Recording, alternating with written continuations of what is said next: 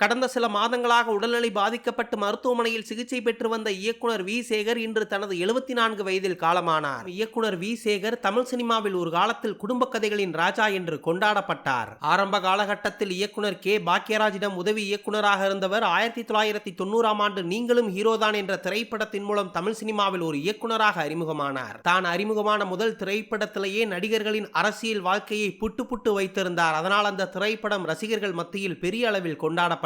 இயக்குனர் வி சேகரை பொறுத்தவரை விரலுக்கேத்த வீக்கம், வரவு எட்டனா செலவு பத்தனா, கூடி வாழ்ந்தால் கோடி நன்மை, காலம் மாறி போச்சு போன்ற குடும்ப பாங்கான படங்களை இயக்கி தமிழ் ரசிகர்களை வெகுவாக கவர்ந்தவர். மேலும் 2000 காலகட்டங்களில் முன்னணி நகைச்சுவை நடிகர்களாக வலம் வந்த வடிவேலுவையும் விவேக்கையும் ஒரே படத்தில் நடிக்க வைத்த பெருமை இயக்குனர் வி சேகரையே சாரும். 1980-90களில் குடும்பத்தில் நடக்கும் போராட்டங்கள், சண்டை, சச்சரவுகள், காதல் உள்ளிட்ட அனைத்து ரசங்களையும் சேர்த்து குடும்பங்கள் போற்றும் படத்தை எடுத்து புகழ்பெற்ற இயக்குனர் வி சேகர் இதுவரை தமிழ் சினிமாவில் 17 திரைப்படங்களை இயக்கியிருந்தார். கடைசியாக தனது மகன் கார்ல் மார்க்ஸை வைத்து சரவண பொய்கை எனும் திரைப்படத்தை இயக்கியிருந்தவர். வெள்ளித்திரை மட்டுமல்லாமல் சின்னத்திரையிலும் பிறந்த வீடா புகுந்த வீடா என்ற தொலைக்காட்சி தொடரை இயக்கியிருந்தார். தமிழ் சினிமாவில் 17 திரைப்படங்களை இயக்கி நடுத்தர மக்களின் வாழ்வியலை அழகாக தனது படங்களின் மூலம் எடுத்துரைத்திருந்தார் இயக்குனர் வி சேகர். அவர் இயக்கிய அனைத்து திரைப்படங்களுமே ரசிகர்கள் மத்தியில் மிகப்பெரிய அளவில் கொண்டாடப்பட்டு 100 நாட்களுக்கு மேலோடி மிகப்பெரிய அளவில் வெற்றி பெற்றது. குடும்ப இயக்குனரும் திருவள்ளுவர் கலைக்கூடம் தயாரிப்பாளருமான வி சேகரின் மறைவிற்கு தற்போது திரைத்துறையைச் சேர்ந்த பலரும் தங்களது ஆழ்ந்த அனுதாபங்களையும் இரங்கல்களையும் தெரிவித்து வருகிறார்கள்.